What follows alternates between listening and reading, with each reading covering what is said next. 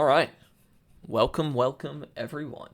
Bear with me for just a second. I'm going to pull up some music. I kind of wish Game Chops wasn't just 90% Zelda. There's a Sonic one. I could try the Sonic one. I want that big long videos. Zelda. Where's the Metroid tracks, dude? Hollow Knight. Thing with Game Chops is that they do a bunch of individual songs for a variety of things, but I really want the albums. Just the compilations. Oh, there's a Minecraft one. We can do that. Hell yeah, let's do the Minecraft one. Yeah, turn it way down. Okay. Starting out with my obligated stream plug to Game Chops. If you just like video game lo-fi, they're pretty damn good. Okay, I'll leave it there. Alright, so what are we getting into today? We are working on more of the lightning spell. So I think we were having an issue with the raycasting on the lightning spell and getting it to actually despawn properly. So that's probably my first objective, is to figure out what the heck's going on there. And then we're going to get it to actually do a zigzag. And we might update the particle trail on that as well. So those are our goals today. I'm hoping we can get through all of that in a bit over an hour, probably. Probably spend an hour and a half on it, I think, depending how quickly we get through it. But, yeah, I want to get a decent amount of it done. So let's pop over. So for reference, we can just go over kind of where we finished last stream at. So we can spawn the lightning cloud above us. And then after it's ready and charged, we can let go and we fire the lightning bolt down. So what we learned yesterday is that if I don't wait long enough before despawning the lightning bolt, it doesn't actually move down to the ground. So that's an issue that we need to try and figure out. Like, why is it doing that? And then also, if we can figure that out, we should also determine why, or how long we need to wait if we can't resolve it. So there's a couple of things I want to work on here. One thing actually is deleting the cloud itself. It doesn't appear to be working. Like if I pop back over to Unity, you can see that these clouds are still lingering here, which is not ideal. We do want them to actually delete. So I can just go to the console and look at exactly where this is coming up. So this does not work. The detached particles from the Thunderbolt. It's not happy. This splits the particle off so it doesn't get deleted with the parent.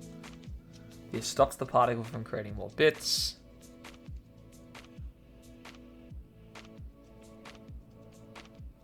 Emit.transform.parent, and we're looking at emit is the particle system. So to be clear, this is not even the it's not even the cloud. The cloud's not deleting, is a separate issue altogether. So I think I can delete the clouds if I end them early. Yeah, we can. Also, did that just pass through the enemy? I guess it went through the balloons. Yeah, okay, fair enough. So if I let go of the cloud early, it does properly delete it, as we can see. The issue is if I do it after the fact, it doesn't get rid of it. So we'll try and figure that out. But the real error that's popping up is when the lightning bolt hits the ground.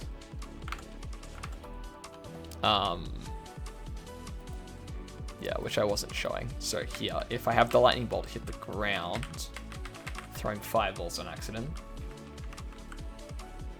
that's what causes the error to pop up. So that's where we're seeing That's where we're seeing this detached particles error pop up. So basically, thunderbolts. Wait, but this is commented out. Why is it running this?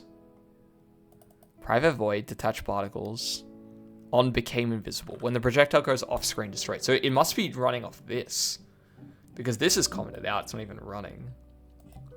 Let me see what happens if I uncomment this line. Does it work properly? It might be that it becomes invisible, and by that point, it's already gone, so that it errors because it can't find the object anymore. So if I do this, that's interesting to say the least. It goes really big and then it disappears. What is up with that? I think it must have something to do with the scale then. Check if we collide with an enemy or terrain. And then detaching it. EM is equal to emit.emission. EM.rate over time is equal to 0f. Destroyed the particle system.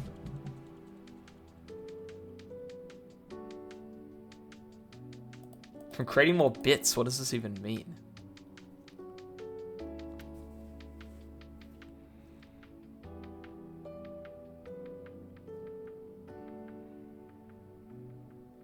This splits the particle. This must be particle system, right? One moment, people, sorry. Bit distracted. This splits the particle, must be particle system, I think. Detached particles. Emit.transform.parent is equal to null. So emit is equal to our particle system. Get component in children. Okay, so I think the issue here is that I have multiple particle systems, right? So let me take a look at this real quick.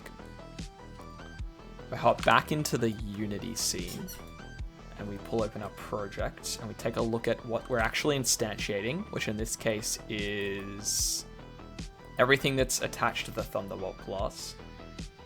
So prefabs, projectiles, Thunderbolt here. But it only has one particle system on it. Okay, it shouldn't be an issue then. So why do we grow heckin' big? That's one thing to wonder. So what I'm going to try doing is I'm not going to destroy it. We're just going to try running each of these once. So the first thing we're going to do is we'll have detached particles just...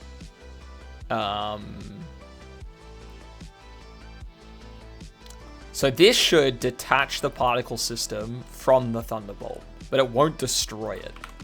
So let's try this and see what happens.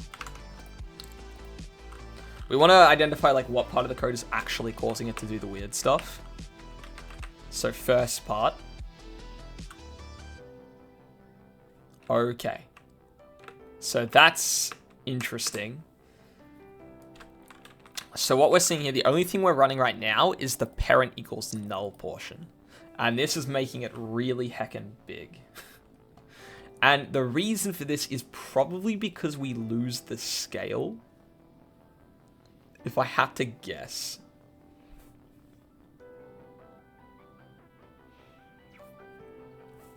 So what I'm going to try doing is also making emit.transform.scale. Oh, I typed in transfer.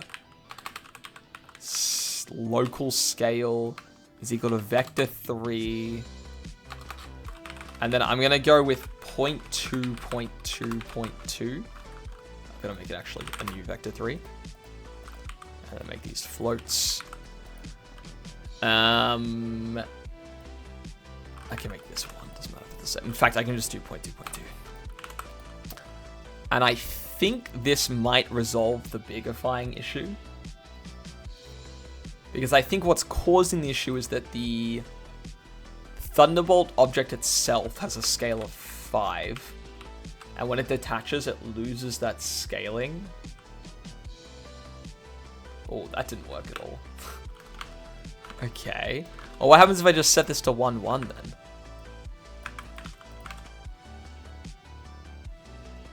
Detach it, set the scale to 1, 1. I mean, that shouldn't do anything, right? Unless somehow the scale's being set to a bigger number, which I didn't actually look at. I probably should. So I'm setting the scale to 1, 1 here. And now we can see it doesn't get giga big, so that's good. That is actually what we want. So if I get rid of this thing that sets it to 1, 1, why is it being set to... I wonder if it gets set to 5, 5, because that's what the scale of the parent was. Like, this must be 5, 5 right now, yeah? Particle system... Scale is 5, 5, 5. And I bet when we create it, the scale is an actually normal number. So I'll make it and then pause. And I bet this is... Oh, it is still 5, 5. Oh, no, that's the Thunderbolt. Wait, which is what we're looking at, right? Okay, so the particle system under the Thunderbolt has 1, 1, 1. And when it detaches, it becomes a particle system with 5, 5, 5. So it grows. Not great. So we can manually set the scale to 1 ourselves, which solves the issue. So that's fine. I guess we just leave it like that then. So we leave it at this. Then we want to get the emission and set the rate over time to 0. Now the problem with the lightning bolt is that it actually is attached to... No, but we're detaching the particle system specifically. Detach particles and then destroy the game object. So this should run and then should immediately run this as well.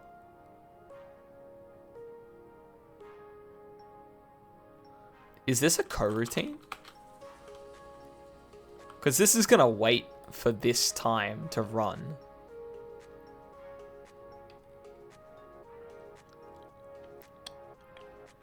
Well, if I do this, does it look correct? Emission, emit.emission, em.rate over time equals 0f. Let's give it a look.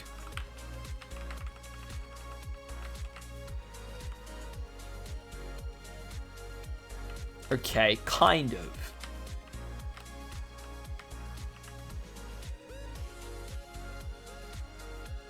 I mean, it looks okay. I can probably leave it at that, and it's like not bad.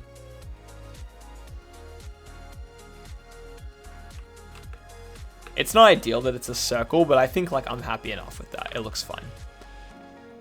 I'm also like kind of not feeling this Minecraft music. I'm sorry, Game Chops.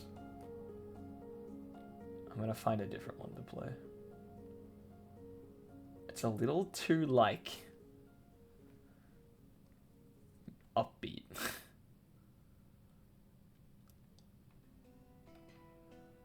I'm looking for another one that isn't Zelda, because they're all goddamn Zelda.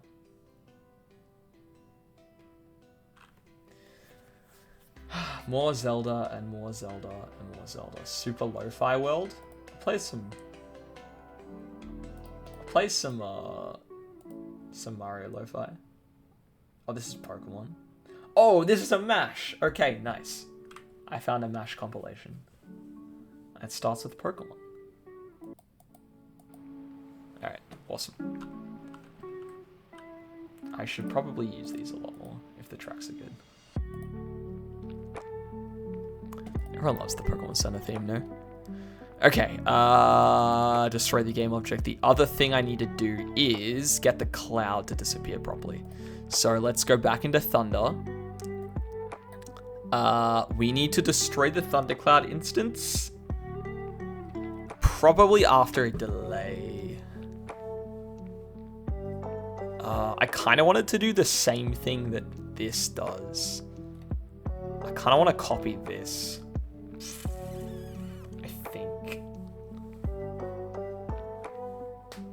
yeah, I'm gonna... Now, the problem is I think the thundercloud does have multiple emitters, is the problem. So I'd have to go through each one. It's probably easier to just destroy it.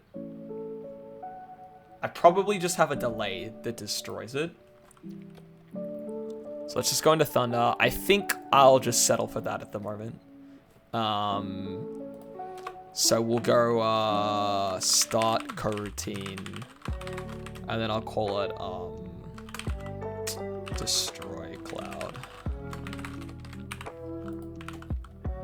And then we're just gonna make a new private enumerator, I think it was, called destroy cloud. And we're gonna yield return new wait for seconds. And we'll let the cloud sit for 2 seconds maybe. And then we're gonna destroy it. I will have to actually pass in a game object. Game objects. Cloud. And then destroy cloud.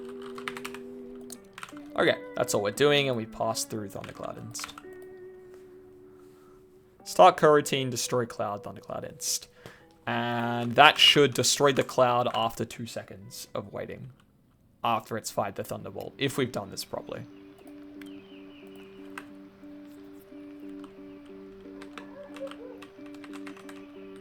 So the cloud's gonna spin up, it's charged, fire it, and disappears. Okay, I think it hangs around a little too long.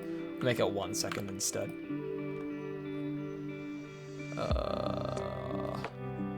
Wait for seconds 1. It's probably going to look a little better. Let that spin up. Fire. Cool. Alright, bit happier with that. And now I think we can actually do the code here. Oh, I need to fix this as well. Okay. So I did put a delay expiry thing on it. Now, the reason I have to do this is because if I don't delay the expiry, let's say we wait 0 seconds, the circle doesn't actually move, which is an issue.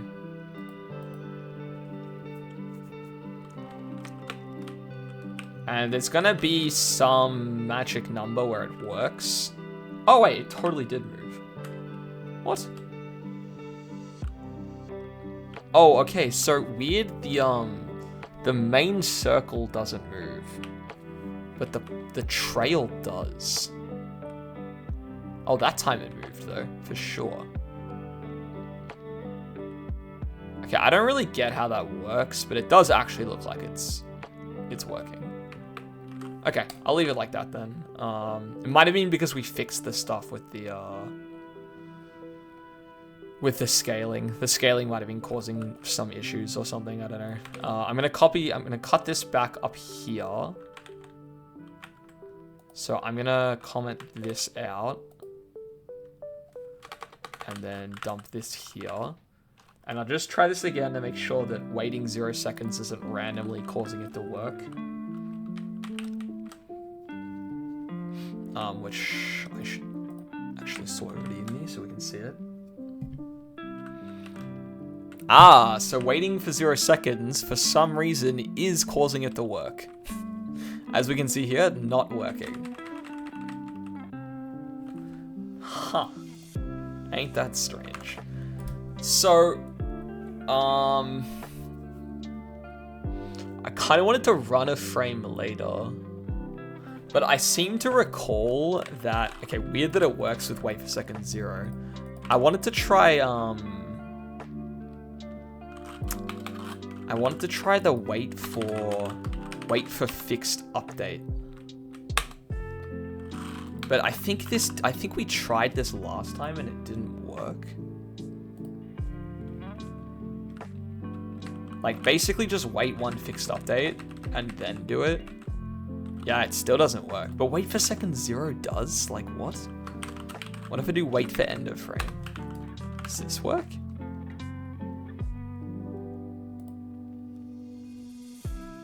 I don't get why wait for second 0 works though. Okay, wait for frame works. Okay, fixed update might run. I mean, surely fixed update would be slower though. Okay, end of frame seems to be working, so I'll just leave it like that.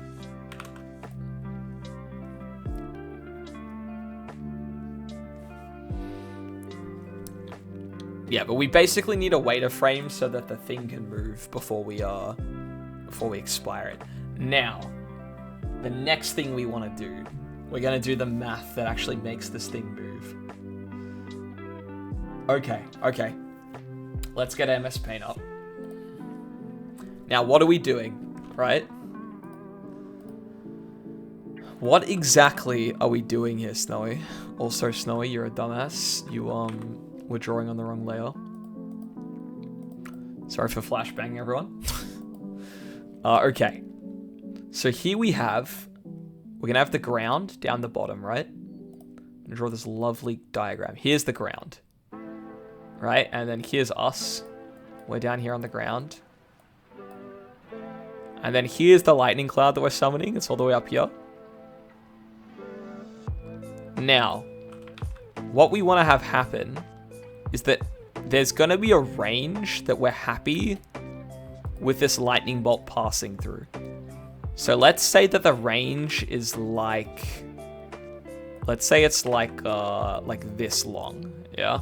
And basically what that's saying is we want the lightning bolt to only go as wide as the cloud. I think is probably an easy way for us to do it. We'll just have the max like distance the lightning bolt can go away from the cloud, that can go away from the center, is the width of the cloud. Then what we do is we have that lightning bolt start here, right? It's gonna zip down at a random angle until it hits this wall, this invisible wall that we've defined. And then it's gonna bounce off at another random angle till it hits this wall. It'll do it again. And it'll do it again. And eventually it's going to hit the ground. And once it hits the ground, that's the lightning bolt. And we're happy with it. Now, what we need to do is we need to adjust, what angles we're happy with the lightning bolt moving. Because I don't want my lightning bolt to go straight down, right? So the angles, like if we have an arc, a semicircle, one might even say. In fact, there's literally a semicircle tool. There's not, I lied. MS Paint does not have the technology. If we have an arc, I'm not happy with this being the angle that my lightning bolt wants to go out. I probably want my angle to be something like this. So it can veer off in like any of these, like the bits that I'm happy with it traveling are like these portions. I should use a better color than piss green. Like they're good, and like this is not good. And this is also no good, right? Because like I don't want my lightning bolt to go like way out to the left or way out to the right.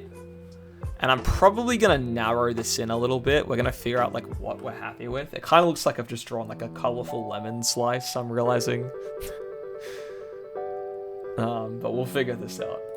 Okay, so I'm gonna leave that down there. So, what we need to do is every frame, we need to move, or not every frame actually, every fixed update, I want to move this lightning bolt one of these instances, effectively. So how are we going to do that? We're going to circle cast a certain distance, and we need to figure out the distance based on the angle. So in fact, the first thing we need to do is generate a random angle. Now, what angles are we happy with? We know we're already working in the realm of 180 degrees to 360 degrees. So this is the bottom half of the semicircle that we've drawn here, right? If we did a full circle, then the top half of the circle would be 0 to 180.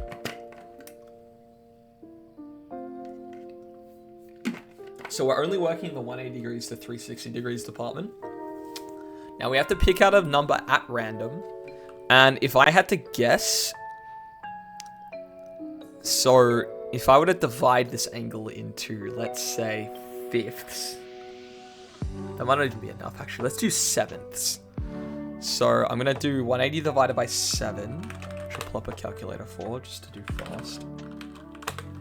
About 25. Yeah, we can work in lots of 25 degrees. Maybe... Yeah, I mean, we could probably do that. Maybe like 24 to be a bit nicer. Okay, so if we're doing 24, the midway point is 270. Now we can do 24 either side. So 24 both sides would be 246 to 294. So this is 24 both ways. And this is like our first initial angle that we're going to work with. Well, actually, I kind of maybe want to even do a wider angle just because it'll be a bit easier to see. We got Megalovania playing in the background. Nah, let's just go with 24 degrees and see how it looks. Okay. So the next thing I need to do is determine the value of how far I'm happy for the bolt to travel. And I think I want it to be the width. I want it to be the width of the cloud. So width of cloud.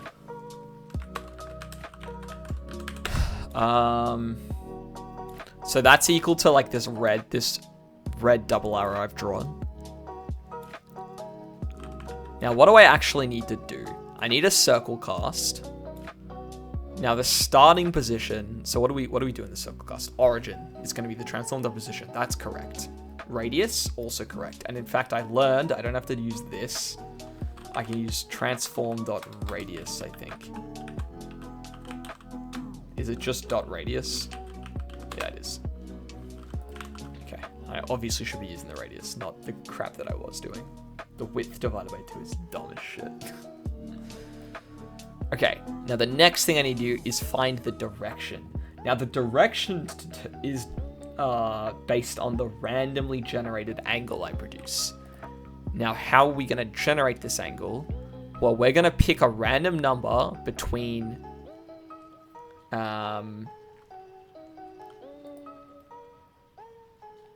Okay, so actually... I'm not between 246 and 294. I'm actually between 222 to 246 and 294 to 318. That's quick math, right? 318. Yeah, that checks out. So those are the angles I'm looking at. But the quickest way to do this is to pick a random number between 1 and 24.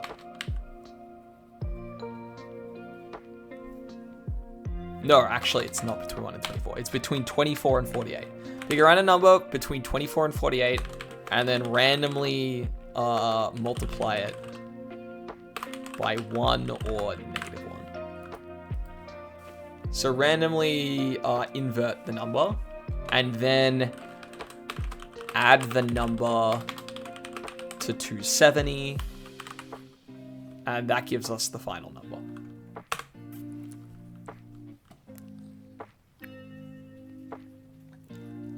Okay, and that's all we have to do. It's pretty straightforward. And we do this every single fixed update. We do this. We do this, we add it to 270, that gives us the angle. Now with the angle, we can calculate how far we are okay with this bolt traveling. Now, for the most part, the bolt's actually pretty easy. There is, however, one exception, which is that we need to make a boolean, private bool, which we'll call first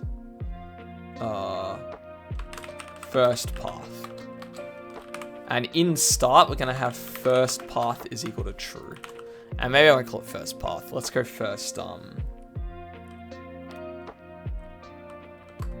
first zip. First, I'll say first cast. That's probably the most explicit. C. Okay, first cast equals true. And so if it's the first cast, the width we're going to use is not the width of the cloud, it's half the width of the cloud. If first cast divide by 2. So that's all we have to do.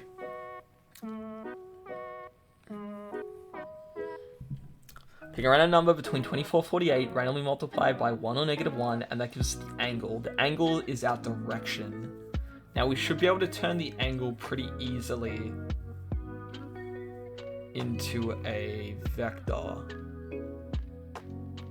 We can probably just use a unit vector to figure that out, right? So assuming that it's moving, let's just use, okay, I mean, let's just do this, right? I gotta look up, generate random numbers, C#. I think there's just like a random library we use.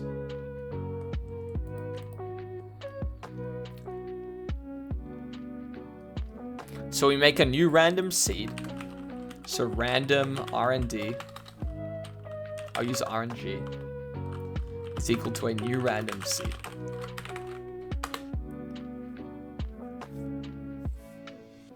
Now, int, oh. I don't want 0. Why has this not worked? Oh, do I have to import the class?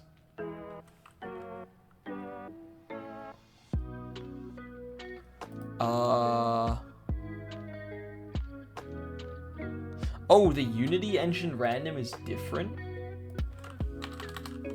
Unity. Let me look at the Unity one. Apparently Unity has its own implementation of the random class.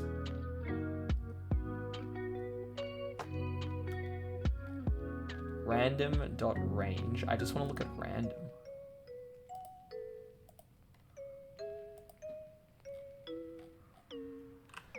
Okay, random.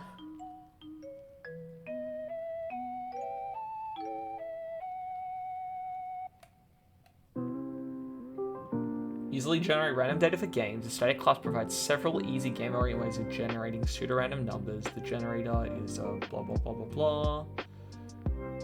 Okay, well, what how do I use it? Can I get some examples? Let me go back to the random.range example.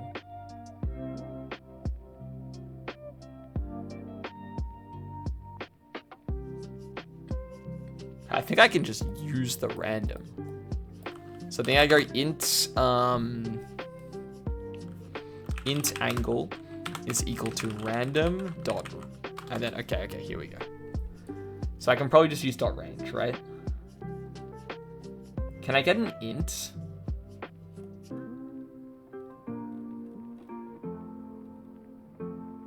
I guess I just like floor it.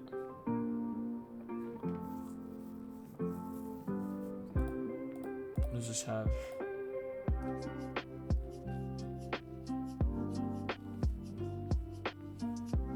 Min inclusive, max exclusive. Okay.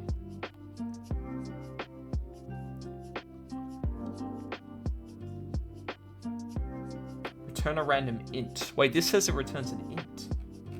Hold on, what? Wasn't this saying it was a float though? Returns a random float.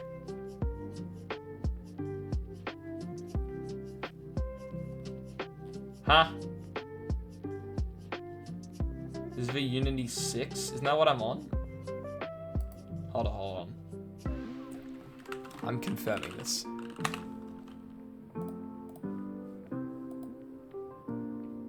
We're on Unity 6.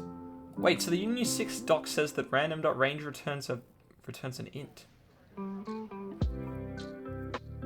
Public static float range, public static int range.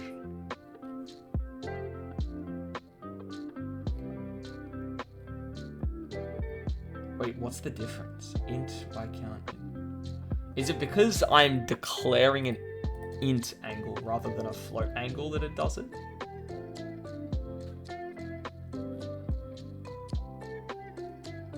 Yeah, okay, I think it must turn it into an int because of this.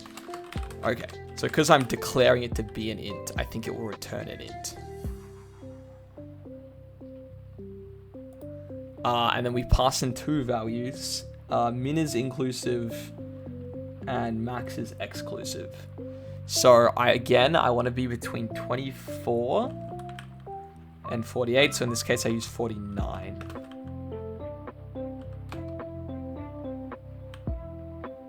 Oh, interesting. It like swaps between float, int. So if you use ints, it's exclusive on max. If you use floats, it's inclusive on max. Okay. All right. So it just has an overload, and one of them returns int, one of them returns a float. Interesting. So I actually want to do 49 then, not 48. 24, 49. So I'll get a number that's randomly between 24 and 48. Including 24. In that case, I actually want to be 25, 49. Because I don't want to be able to get 24 itself. So this should be 25, 48. Okay, so we got an angle. We got a random angle. Our next step is, hey, we have a random angle. Figure out the direction, right? Oh, then the next thing I need to do is... unity randomly multiply by negative 1. How do I do that? Randomly set ninja as positive or negative, yeah. I mean, I know I could just like generate a number and just check if it's even.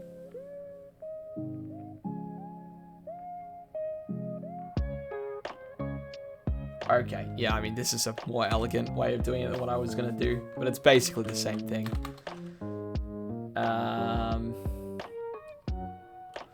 So I want to do... So this is int angle. Okay, I can just do it again here. So I can do...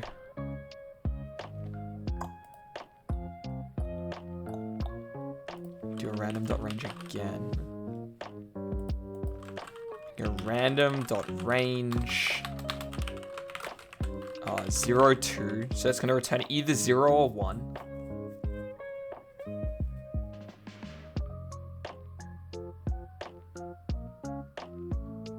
Yeah, that does work. Multiply by 2 and then minus 1 from it.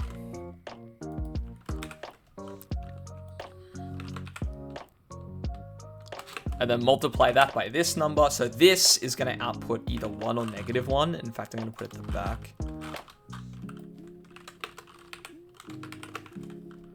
So this is going to output either 1 or negative 1. And then this will give us the actual angle amount we want. And then we actually need to do 270 plus that number.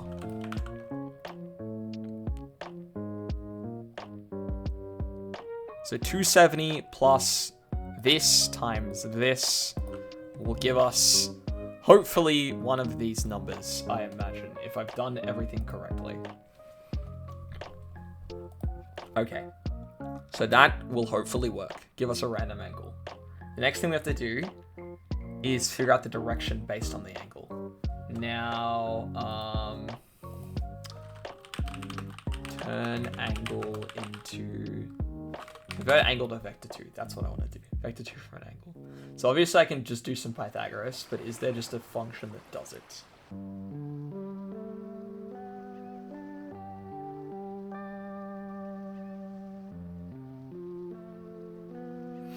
Okay, I just have to do maths for it.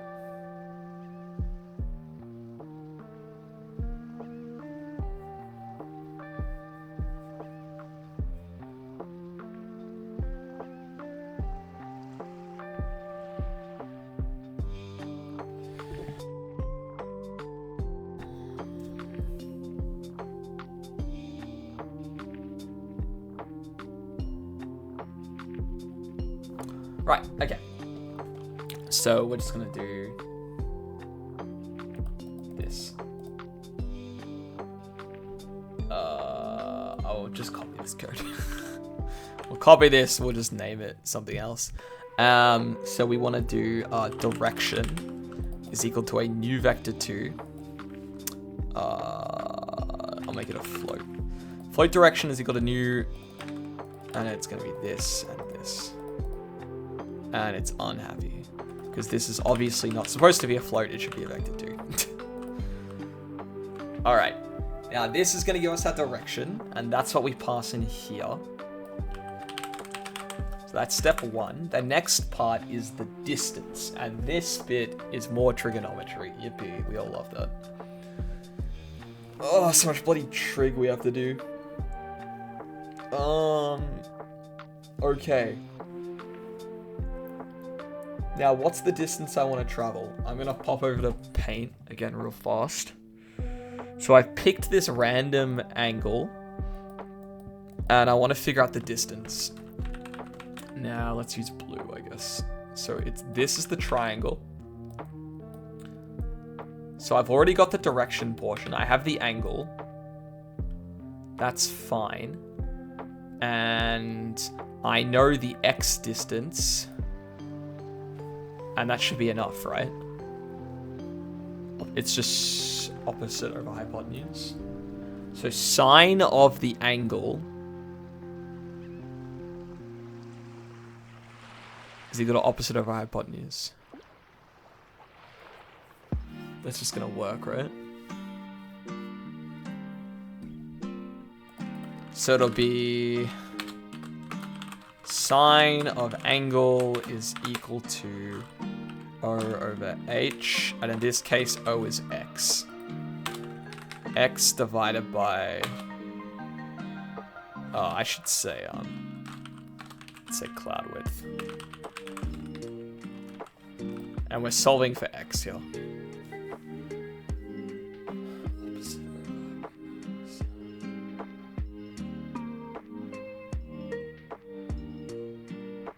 So in this case, it's x is equal to this. Okay, so just basic math, it's this. X is equal to cloud width divided by sine over the angle. Okay. So, okay.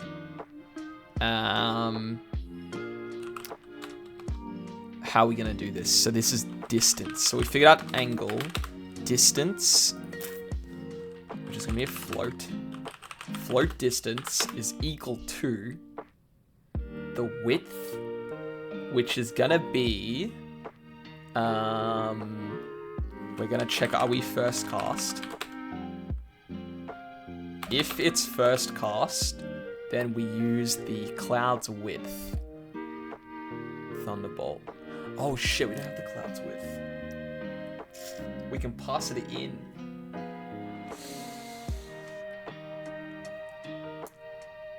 Let's just pass it in, I guess.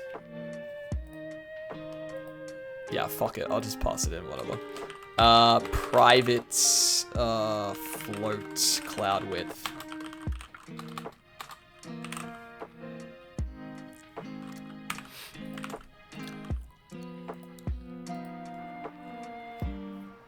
And let's just say I pass it in as well. I'll say float cloud width. And then cloud width. Oh my god, I can't type. Cloud width is equal to cloud width. Oh, you gotta make me call this something different. That's why everyone underscores this shit.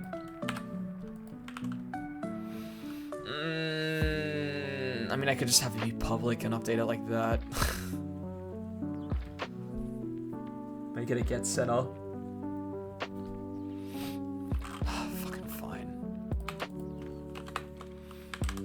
What am I? How am I declaring these again? It's been so long since I've done this. It's so weird as well because I don't do nowhere else have I done this kind of property declaration.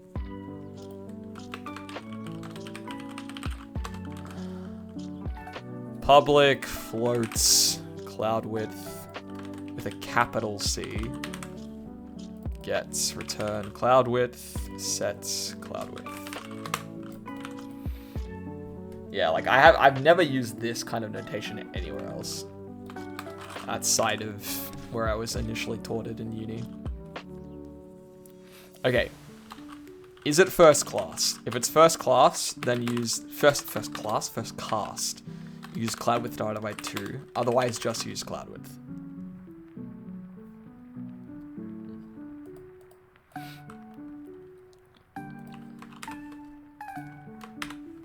I need all of that, and then I need this to be divided by mathf dot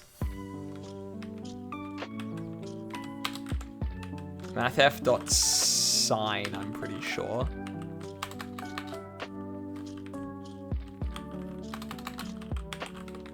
Mathf dot sine, and we're gonna use, can I just use the angle? Will that work? I don't know if I can just use this.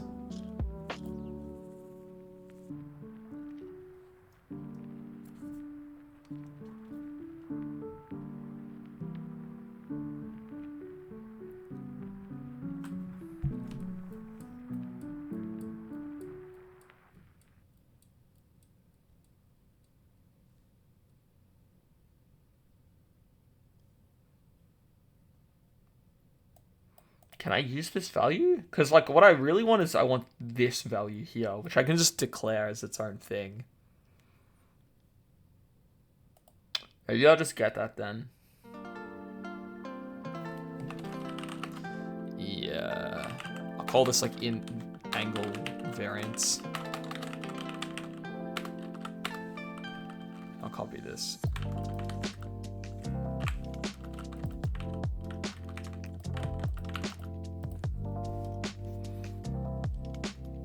And then I should just be able to use angle variance here. Now, I might just be able to use the angle and have it work. In fact, I can literally just Google it and check. Sine of 30 is negative 0.9. And then what if I do sine of, what would be the equivalent? Sine of 210. 0.4, it's different. Yeah, okay. What about sine of 150? 0.7, yeah, okay. Oh, this is radians. Okay, hold on. Sine 30 degrees. 0.5. Sine 150 degrees, also 0.5. Sine of 210, negative 0.5. So that's the only difference, is that I would get negative if I was using the wrong thing. But like, what if I did sine of like 30, and then what happens if it was plus 120? That gives me square root 3 over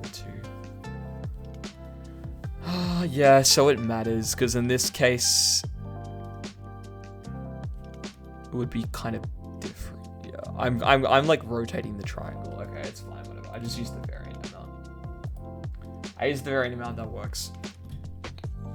Math, woohoo! So pick a random number, get the angle that we want to move at, determine the direction based off that angle, get the distance based off the angle variance and the width of the cloud. We have to assign that cloud a width, which we will do in the thunder spell. So after we instantiate Thunderbolt,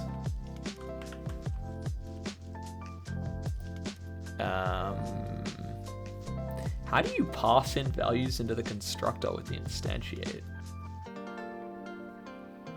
Maybe you can't. I mean, surely there's a way to do that, right? Well, because like the issue is when instantiating this, but this is not the script. I have to like get the thing script and then populate the value, which is such a pain.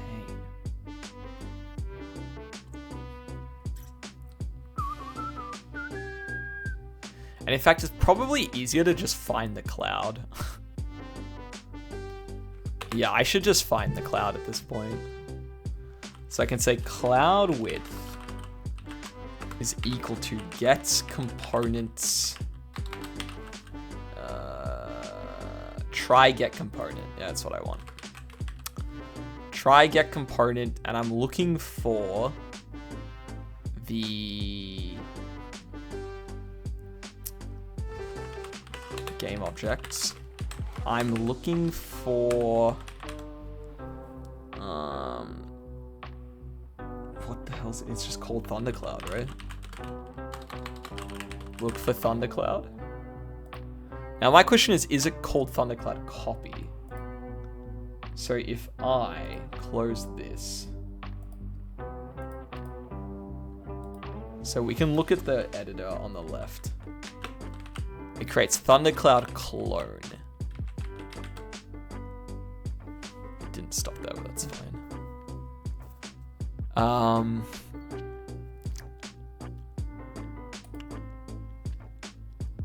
Really annoying. I could just give it a value. But I do want to use the Thundercloud as the reference, I think. Okay, you know what? For the time being, I think I'm not going to do this. I just won't worry about it. It's like a bit more than it's worth. I'll do it later. I'll just set it for now to be, like 1, probably. How wide is the player in this? Maybe 2. Let's do 2. I'll go with 2. We'll go with 2 and we'll just see how it looks. And then instead of math.infinity, we use distance. If hit, do that. Else, if we don't hit, transform dot position is gonna go to that location. How do I figure out this location in other things? Otherwise, go to the speed vector. Okay, the problem is I never calculated it. I just got the direction. So rather than getting the direction, I probably want to get the speed vector. Well, it's just this times the times the distance then, no? I think. Direction times the distance?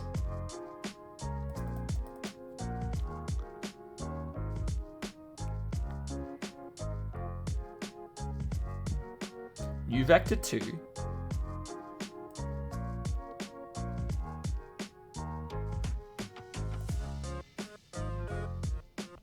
Can I like dot normalize this?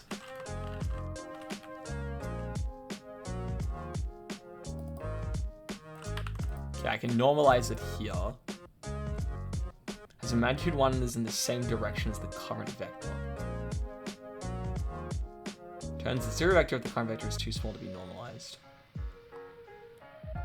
Based on the current vector, the normalized vector has... Now what I'm thinking is like, is this already a normalized vector? Because it might be. Because it might be all I have to do is plus equals...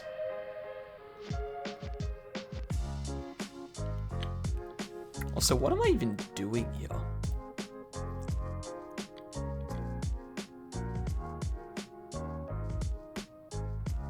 Like, why am I going backwards?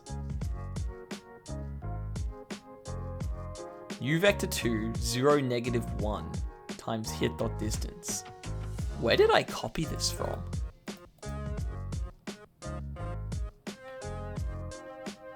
Isn't this more what I want to do? Oh, it was because, yeah. It's because I just wanted to go straight down. I want to be direction.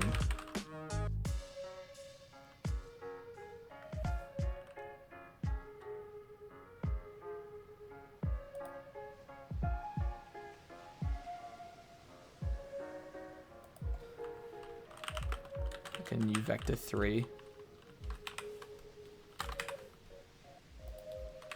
Like this.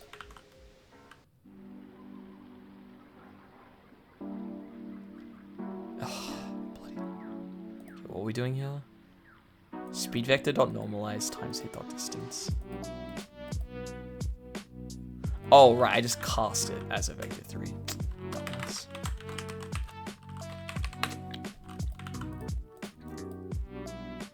So the direction times the hit distance. I may have to normalize this, I'm not sure. And same down here. It's literally the same thing, except instead of using hit distance, I use just distance. Because if we didn't hit anything, then just travel the distance we were intending to travel. And it should just do this and work. Oh, actually, hold on. It doesn't quite do that.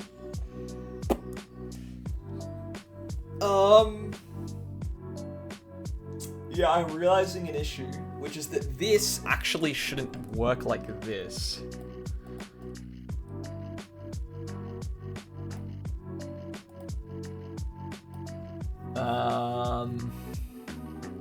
Okay. Hold on. I got this.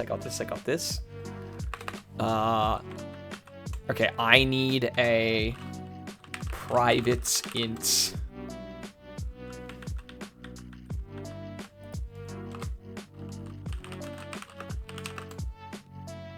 I need a private int, which is... I mean, it could be a boolean as well.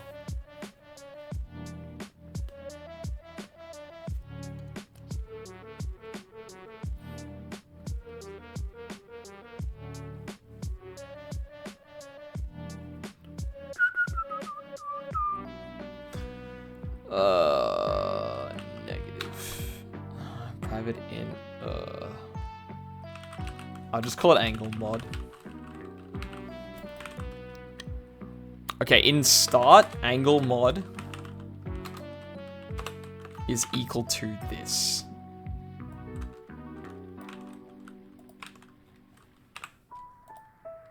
So we multiply this by angle mod. And then after we do all this crap, angle mod is equal to angle mod times -1.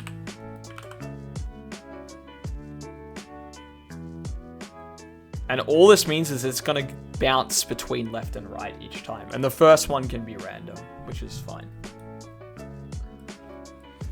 Times angle mod. Yep. Okay, that should work. And so it'll clearly work on my very first attempt. Now the first thing I actually want to try is I want to do it over the edge. Because this way it'll never hit the ground, and if it works it'll just keep zigzagging. Fuck was that? Okay. You know what? It looked cool. It's not quite what I'm looking for, but... I just went straight down left. What the fuck?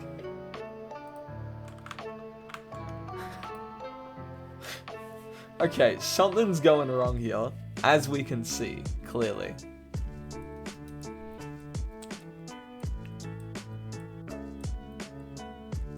Oh my god. I mean, it kind of looked good. It looked a little good. The angle variance part is fine. 270 plus angle variance multiplied by angle mod is fine. Yeah, I'm happy with this, right? This is always going to get what I want. This is always going to get what I want. Direction. Now, this may not get what I want. It should though. Direction should be right. Here's something that I didn't realize, which is that this might be bad actually. If it's the first cast, I want it to go half the distance of the width of the cloud. Every cast after that, I want it to go double the distance.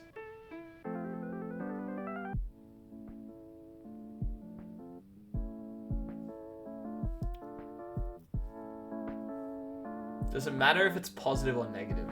That's a question. I'm just trying to calculate the hypotenuse, and I think the hypotenuse doesn't care. Because the distance doesn't need to be... Well, if it was negative, it would go the other way. Math f dot sine angle variance.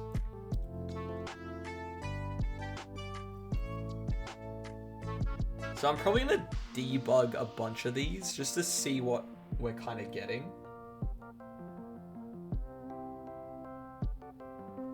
Because off the top of my head, I can't see anything that's clearly wrong with my code. So let's just debug some of these, shall we? We're gonna go debug.log. Okay, we're gonna debug a whole bunch of stuff. Variance.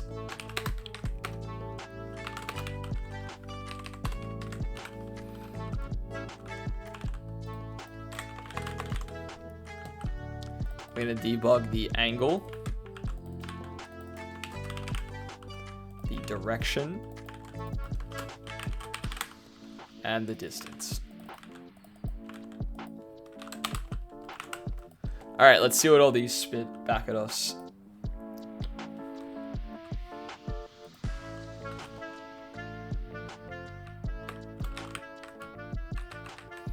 All right, charge it up and file. Okay, so in order, we get variance 39, angle is 31. Now, does this check out or is this already wrong? Variance we got from this is 39. Now, 270 plus angle variance multiplied by angle mod should not give us 231.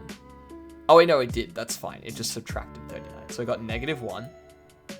Okay, happy with that. Direction, -0.7, -0.6. That sounds correct as well. Wait, no, that doesn't sound right now. 231. No, that does sound correct. Negative.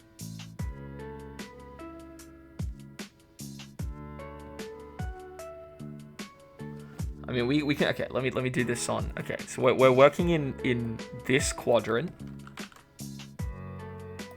This is 270, and this is 180.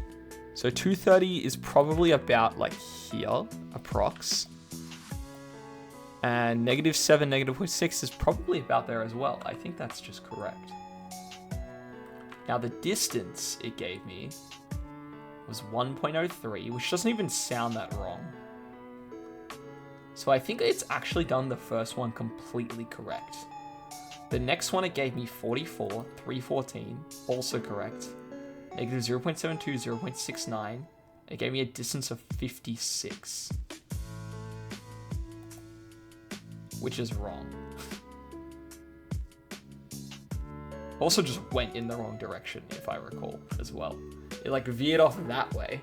The X is negative and the Y is positive. Wait, that is wrong. Definitely.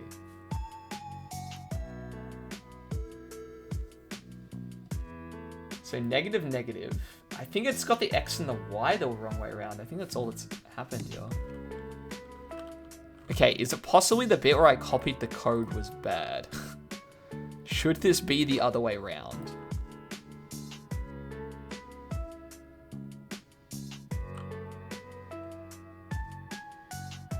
I didn't think about this. I just copied it.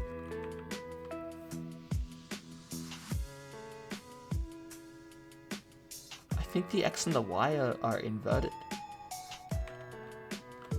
I'm gonna try flipping it and see if it does what I want it to do.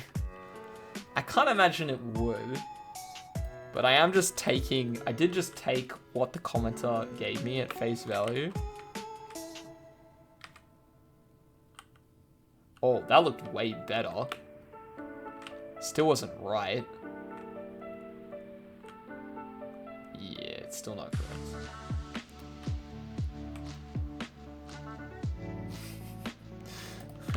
Okay. Still haven't got there. I think sine cos is probably correct.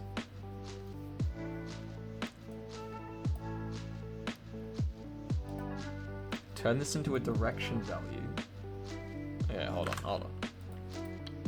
Try this again. So I flipped it back, flip the sine cos back. Looks so ridiculous. Okay, angle of 308 should have a positive x and a negative y. We see the opposite. Right, these are flipped. This, where's the next angle? Angle of 242 should have a negative x and a positive y. We get the correct x, but the wrong y. So what is going on with this? This direction is like clearly not working.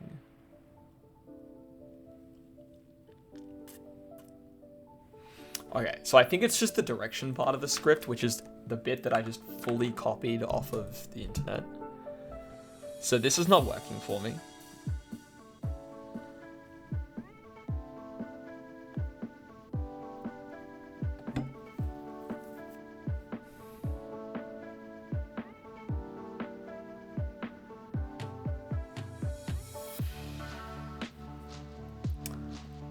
Okay, so let's think about this, right?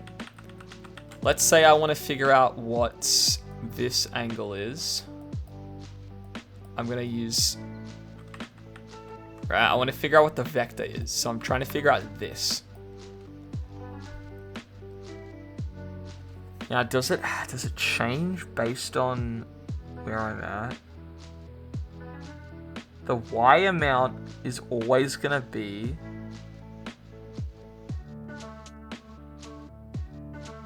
Oh, it's kind of a pain in the ass, no?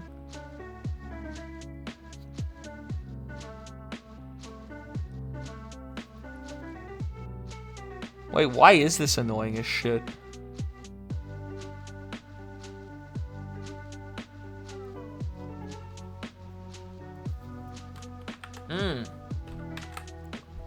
It's annoying because I'm using a bigger amount. Like, what if I used this side of the circle?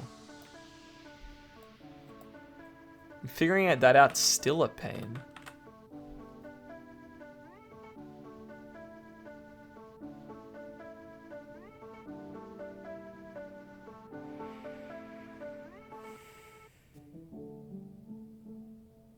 Okay, well, there's two cases, right? I'm either in this quadrant or I'm in this quadrant. I mean, I'm either in quadrant 3 or I'm in quadrant 4. If I'm in quadrant 4, right? Like, let's say my angle's here.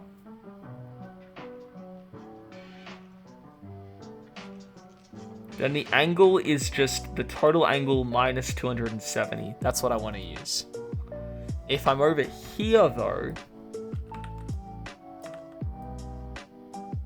it's 270 minus the angle. It's flipped. And that will get me the triangles that I want. So this is the angle minus 270. This is 270 minus the angle. Okay, well, we can do this.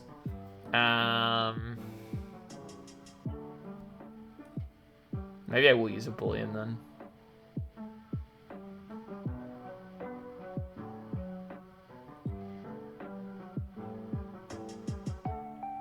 I can do it differently. Okay. Hold on. So it is if angle... No, not if angle. If angle mod is less than... Oh, and in fact, I do it here. Hold on. Angle variance.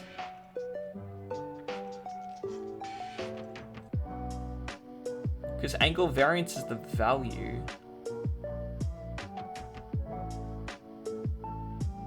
Yeah, I can get the direction just using,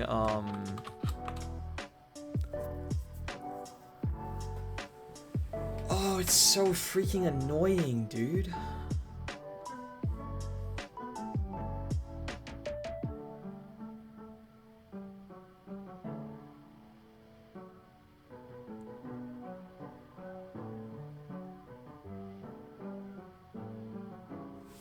Am I using angle for anything other than direction? No, I'm not. So it's just, I should be using this then. Boom, boom, boom.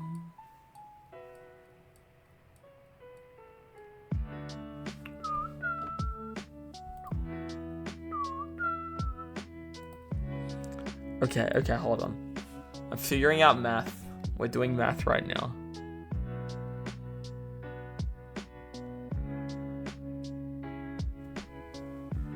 Okay. Hold on. Let's work under the assumption that I'm doing, this is like 300. All right, we're gonna go with 300, which is this. So it's 270 plus 30 degrees, right? So I have sine 30. I need to figure out the... We can just use 1. Opposite over hypotenuse. Sine 30 is equal to opposite over hypotenuse. Oh, it's just sine 30 then. Sine 30.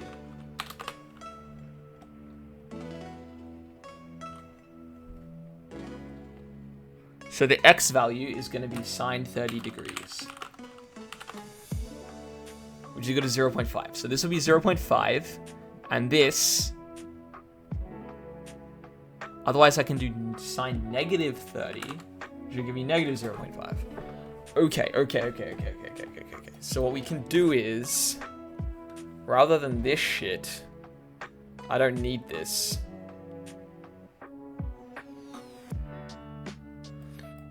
Angle variance. In fact, I can just do this. Into angle is equal to random dot range, and then multiplied by angle mod. Now,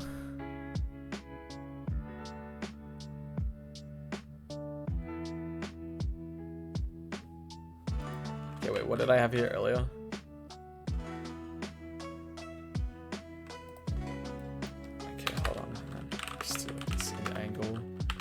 Equal to angle variance times angle mod. Will this work?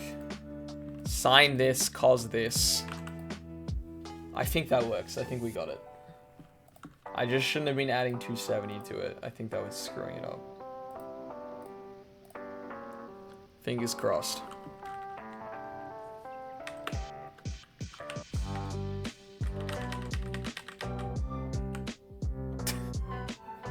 I went the wrong goddamn way. Okay, so issue here is that I've closed everything. Okay. Issue here is, right, that I'm working quadrant 1 based off of this, which is not what I want.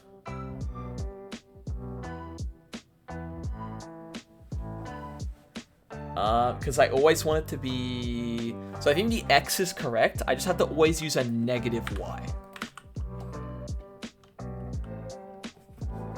And I think that'll work. The x is always correct. And it's just the y that's different. And we just flip the y. Okay. And now... okay, hold on. I'm not... need to make sure that this is actually being shown. Still doesn't work. What is going on?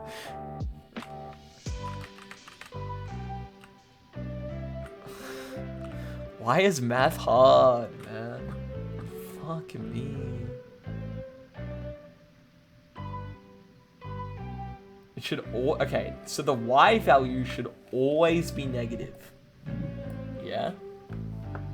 Because I always want it to be a negative y value. Variance, 26. Angles, 26. Direction.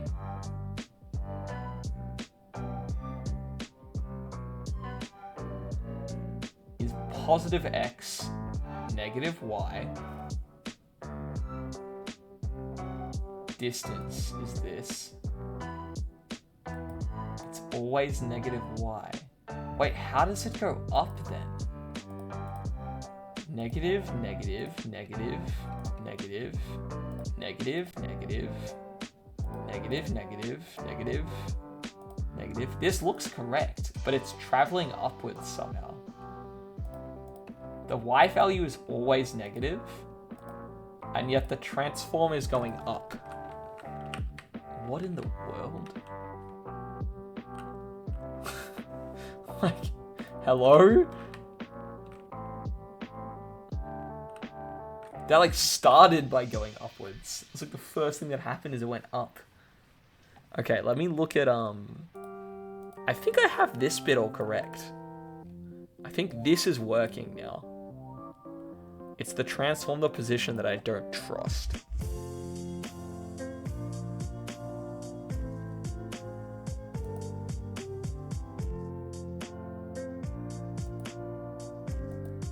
Thorn takes speed vector normalized times the hit dot distance.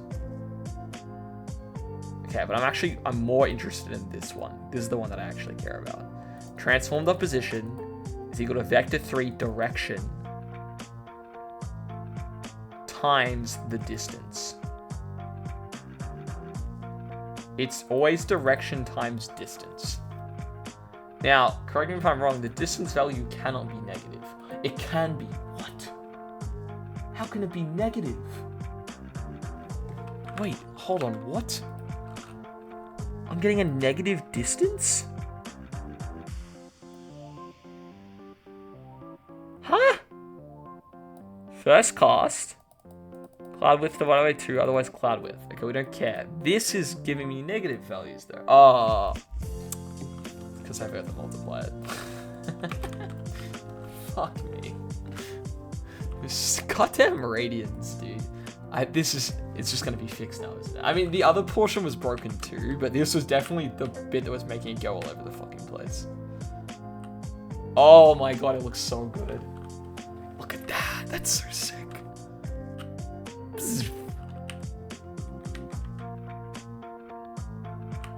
Oh, we've done it. We've done it. I'm actually so happy. Okay, there is an issue, which is it's not going far enough.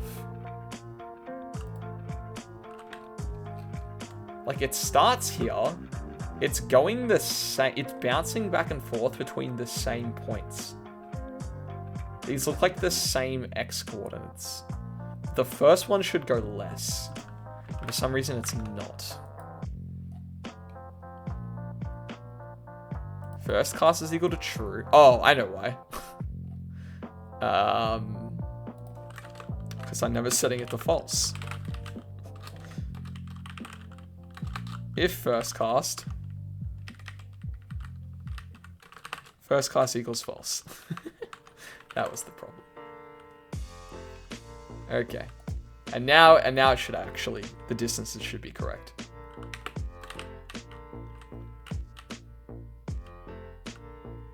Oh, hell fucking yes.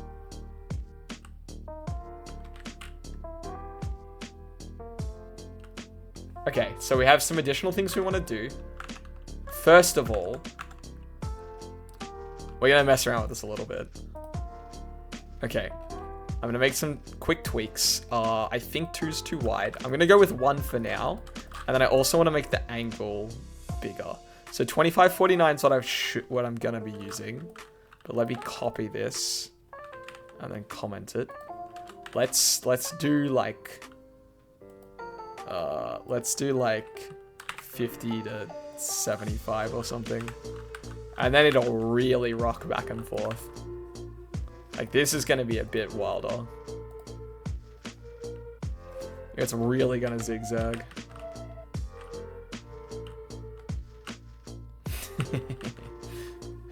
Just like a real lightning bolt. Bzzz. Okay. I like the more narrowness of this. But I will change it back to this angle. And let's see if that looks a bit better. Now, there is one last thing I want to do.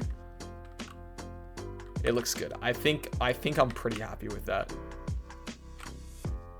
Yeah, it looks good. Okay, the last step is I need to shrink the scale after every jump, and then I'm happy with it. So I want to take transform dot scale, local scale. Can I do times equals 0.9? Let's say. Maybe 0.8. So it'll get a fifth smaller every time.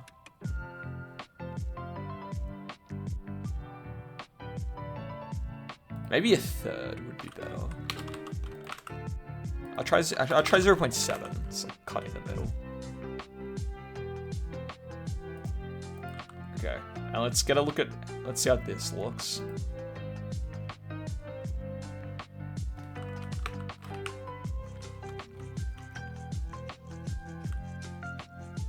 Couldn't even notice. Also, it's stuck in the floor now.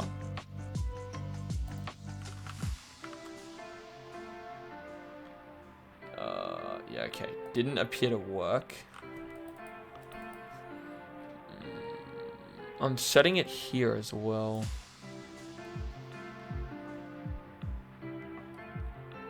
Does the times equals not do anything?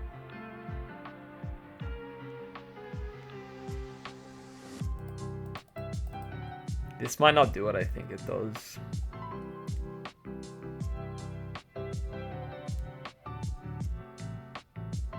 Oh, and actually what I do want to do is I only want to do it in this. But I guess it's always going to run that,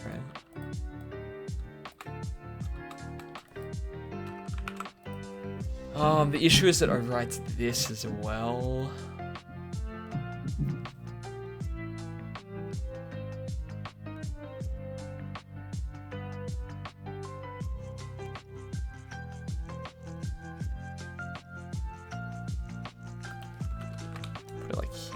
I can just put it up. I mean, yeah, where I had it is fine. It's just not working. So it's the Thunderbolt object. Go back into here. I want it to get smaller with every bounce, but it's not doing that.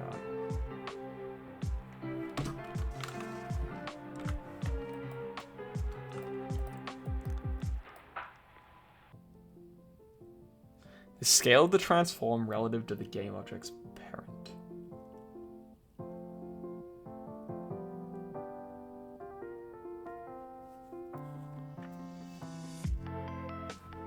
Maybe local scale's not what I want then. Lossy scale. The global scale of the objects. It's read only.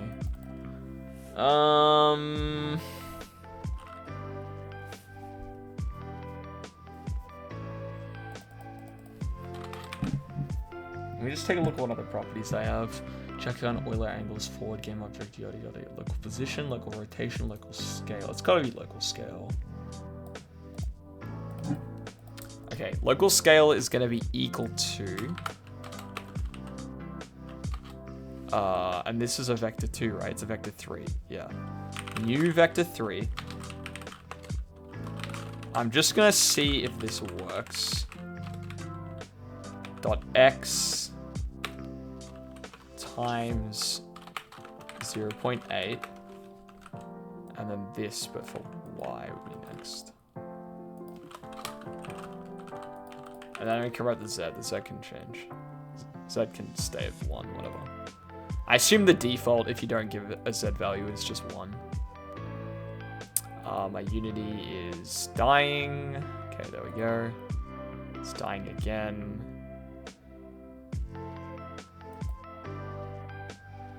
Waiting for Unity's code to finish executing. Thank you, Unity. Why is Unity shitting the bed? Is my Unity just full crashed? Okay, we got there. Took a while. Alright, let's see if this works, as opposed to the times equals.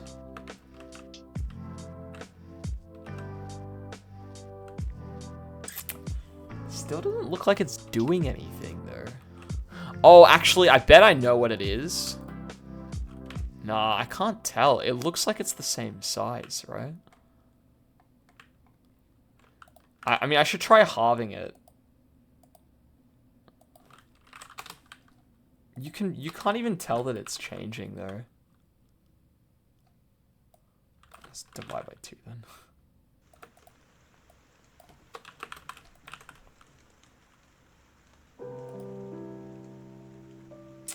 I mean, I might leave this shrinking portion for next stream. Okay, so I'm happy we got the lightning bolt part working. I can't tell if it's actually doing anything or not. I mean, there's definitely some weird stuff happening here because the balls linger when I do this. I mean, I think it'd be way more obvious if it was actually shrinking. Especially when I'm halving it each time. She'll get tiny by the time it hits the ground. Okay. Alright, well, I think I'm happy to end here. And we'll try and clean up the rest of this tomorrow.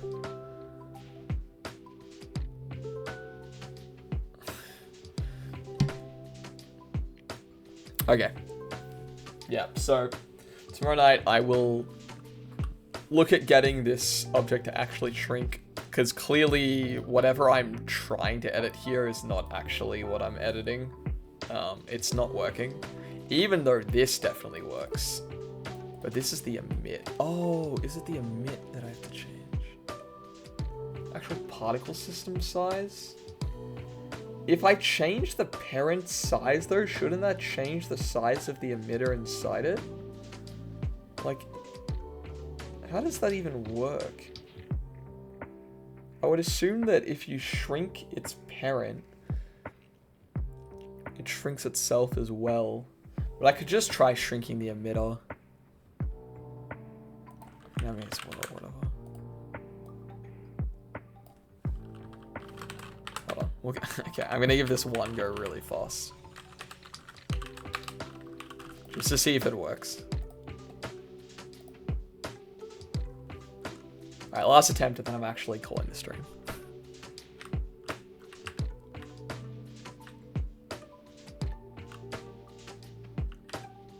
It looked like it got giga small. Yeah, it's so small. But the particles are really big. Oh. Wait, no. Surely if I shrink the emitter, it should also shrink the particles. No? Maybe not. Man, this is so annoying.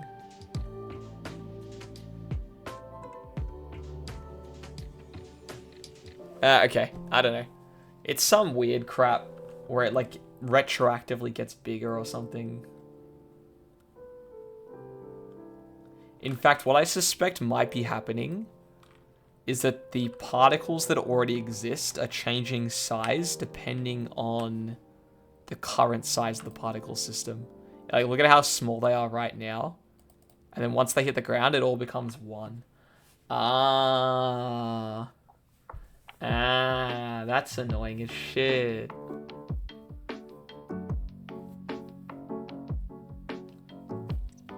The size of the particle emitter retroactively changes the size of the particles, which I guess makes sense.